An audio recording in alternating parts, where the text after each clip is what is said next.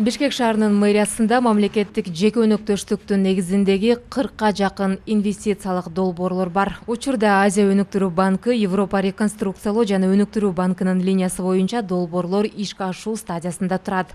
Бул тууралуу брифингдин жүрүшүндө Бишкек мэриясынын борбордук аппаратынын экономика жана финансы бөлүмүнүн башчысы Адилет Малдыбаев билдирди. Биз Азия өнүктүрүү банкынын линиясы боюнча Бишкектин аймагына $50 миллион ашуун каражат тартылган. Анын жарымы грант болсо, жарымы насыят түрүндө берилүүдө. Акча электроавтобустарды сатып алууга керектелет. Ошондой эле Европа реконструкция жана өнүктүрүү банкы тарабынан €33 миллион бааланган долбоор бар. Бул жерде €13 миллион карызга алсак, калганы грант катары берилет. Бул каражаттар дагы автобустарды сатып алууга жумшалат, деди Адилет Малдыбаев.